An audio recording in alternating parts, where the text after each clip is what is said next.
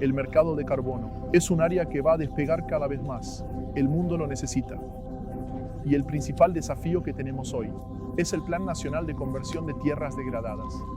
Estamos hablando de una captación de 120 mil millones de dólares que pueden generar hasta 500 mil millones de dólares, más en el PIB brasileño.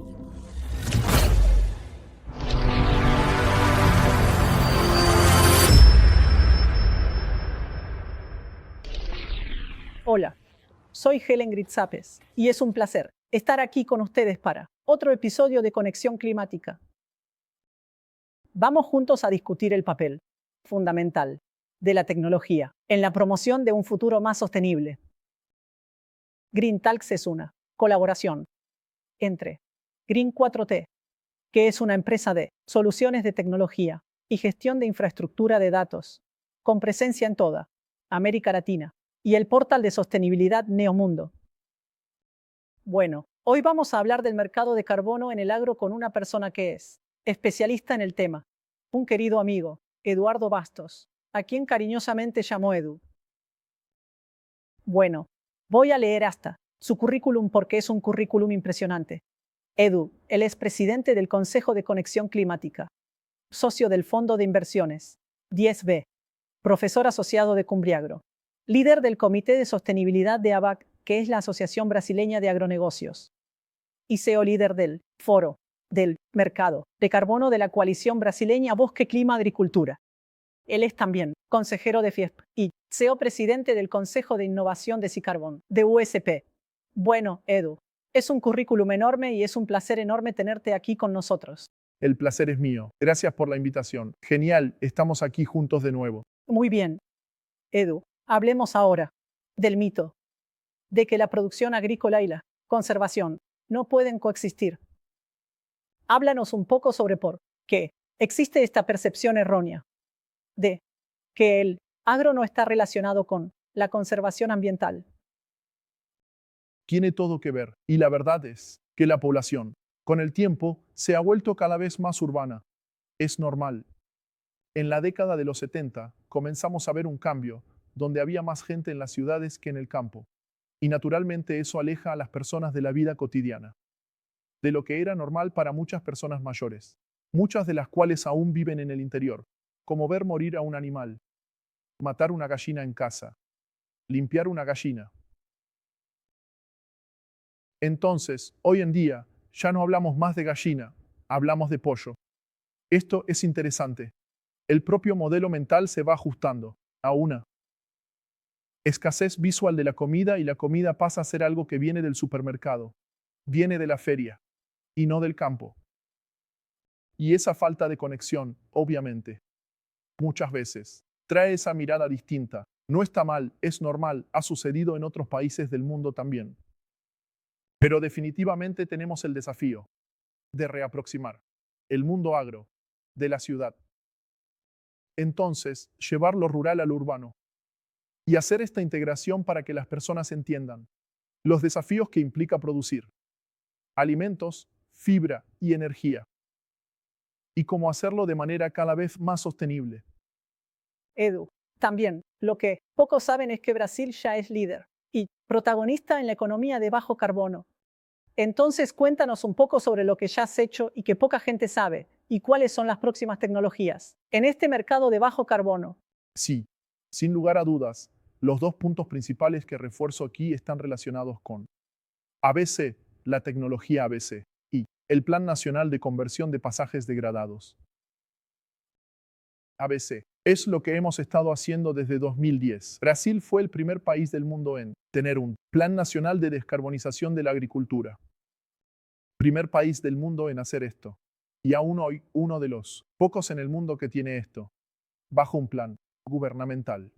Entonces, el Plan ABC es Agricultura de Bajo Carbono, es el acrónimo para Agricultura de Bajo Carbono, y su objetivo es ayudar a reducir las emisiones en la agricultura y aumentar la captura.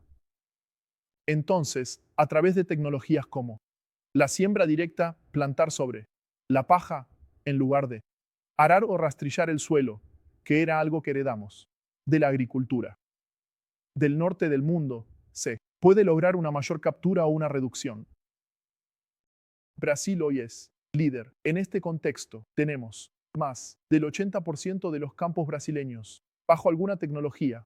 Si comparamos hoy con uno de los mayores productores del mundo, que son los Estados Unidos, probablemente nuestro mayor competidor, estamos hablando de Estados Unidos con algo de 30%, así que realmente es muy discrepante, estamos a la vanguardia, pero obviamente no significa que no debamos hacer nada. Entonces hay un desafío, y el principal desafío que tenemos hoy es el Plan Nacional de Comisión de Pasados Desagradados, un decreto que fue firmado en enero de 2024, muy reciente. Su objetivo es duplicar el área de granos del país, utilizando 100% de áreas que ya han sido convertidas y que hoy son pastizales degradados. No se trata de abrir fronteras. No abrir, entonces, es cero deforestación, independientemente de si es legal o ilegal. No tener deforestación, tener captura de carbono y tener producción de alimentos con todo el impacto que eso conlleva. Entonces, lo daría con cariño, definitivamente. Este es el mayor plan que tenemos, al menos para los próximos 10 años. Genial. Edu, hablaste del mercado de carbono y sabemos que el mercado de carbono es un potencial para los ingresos del agricultor, que también está poco explorado. Y ahí tienes una frase que voy a leer aquí, que es excelente. Dices que aún tenemos que avanzar mucho, pero ¿qué necesitamos? Ciencia, regulación y financiamiento para una transición más justa y rápida. Explica un poco por qué son importantes estos pilares para que esto avance. Bueno, primero, sin dinero, no vamos a poder hacerlo a la velocidad que esto necesita ser hecho.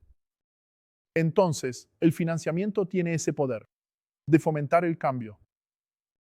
Si ofrezco una tasa de interés más baja para quienes hacen las cosas correctamente, fomento a las personas que están pensando, debería plantar un sistema forestal o hacer un cultivo único, una sola especie. Si en esa cultura tiene, por ejemplo, una tasa de interés del 10, en la otra tiene del 8, entonces, a través de un dinero más barato, fomentas ese cambio comportamental. Y para eso también sirve la política pública. Entonces, obviamente, no es todo dinero público. Es importante tener lo que llamamos blended finance, esta mezcla de mezcla. Entonces tienes dinero que es público, tienes dinero que es privado, pero, de nuevo, en esta idea de fomentar la transición. ¿Por qué? Es importante la ciencia, el segundo bloque. ¿Por qué? El mundo fue creado. Las reglas del mercado de carbono se establecieron con una mirada templada, con la perspectiva de un país que nieva, desde la perspectiva de un país donde las mayores emisiones provienen del transporte y de la industria. Brasil es un país distinto, no hay cierto o errado, pero la realidad es que, al igual que en nuestro mundo, más de la mitad de nuestras emisiones están relacionadas con la deforestación. El 25% está relacionado con la agricultura y el 25% con el resto. Es más o menos, exactamente, lo opuesto de la mayoría de los países del hemisferio norte. Y cuando miramos esos datos internacionales, olvidamos que no podemos correlacionar porque son realidades distintas. Exactamente. Entonces, esto tiene un impacto, obviamente, en términos de producción. Entonces, en Brasil, tenemos el sistema ILPF, integración, agricultura, ganadería y bosque. Puedo cultivar soja, puedo cultivar maíz, pasturas y ganadería. Y puedo plantar un bosque en otro lugar del mundo. O en muy pocos lugares del mundo puedes hacer eso. Entonces, en la cabeza de quienes están en el hemisferio norte, en Estados Unidos, en Europa, en Japón, China, pucha, o plantas. O haces ganadería, o haces bosque, o haces agricultura. Podemos hacer las tres cosas al mismo tiempo. Entonces, claro que esto requiere una mirada diferente de la ciencia. Para validar estos protocolos, para que entremos al juego, jugando igual. Porque de lo contrario, la gente dice, no, estas son las reglas, y quienes hicieron las reglas no fuimos nosotros. Entonces, pucha, ahí se hace más difícil jugar y mucho más difícil ganar este juego. Sí, bueno, Edu, has estado siguiendo esto durante mucho tiempo y siempre estás al tanto de las tendencias. ¿Cuáles son las tecnologías que están por ahí que los productores deben tener en cuenta? Mira, definitivamente consideraría la agricultura regenerativa.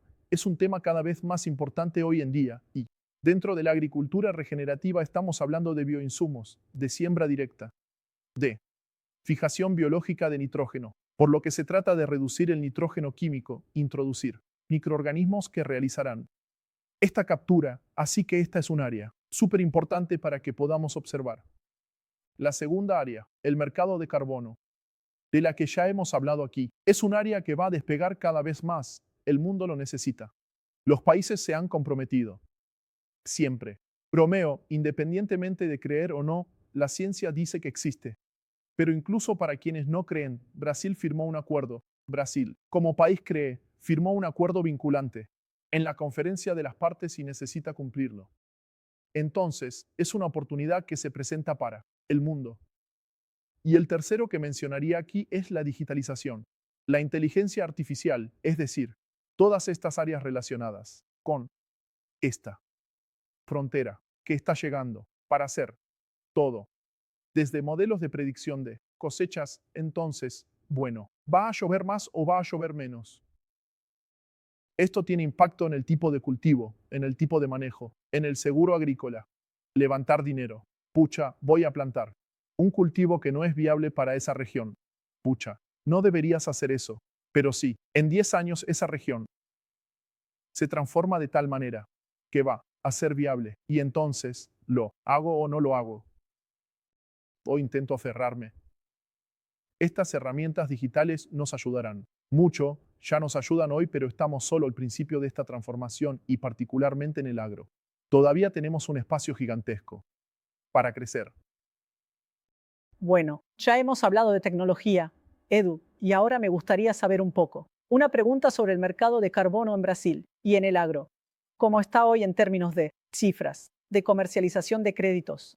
¿Y cuál es el potencial de esto en un futuro cercano? Hoy prácticamente no existe. Lo que tenemos son pequeños negocios que están siendo realizados por algunos traders, algunas empresas del sector, grandes empresas de alimentos que tienen proyectos dentro de su cadena de valor con productores, por ejemplo, café. Grandes empresas de café, tostadoras, realizando proyectos con productores en la base y pagando un extra o por saco. La mayoría aún está pagando por producto, no pagando carbono directamente. Pero ya hoy existen grandes cooperativas, donde el productor está recibiendo entre un 20% y un 50% más en el valor de la bolsa, debido a esta agenda de carbono, que hasta ahora se ha llamado mucho más agricultura regenerativa que solo, entre comillas, carbono. Lo interesante es cuando miramos hacia el futuro. La ICC, la Cámara Internacional de Comercio, publicó un estudio reciente, el 23, hablando de un potencial cercano a 100.000 millones de dólares en Brasil, donde es mucho dinero.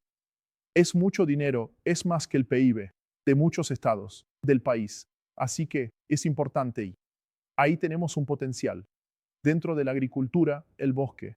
Cuando hablamos de agricultura en sentido amplio, incluye la ganadería y el bosque, obviamente, pero de al menos 30, 40 dentro de esos 100. Entonces, hay una oportunidad increíble. Solo en el mercado, pero si miramos lo que el mercado de carbono puede traer.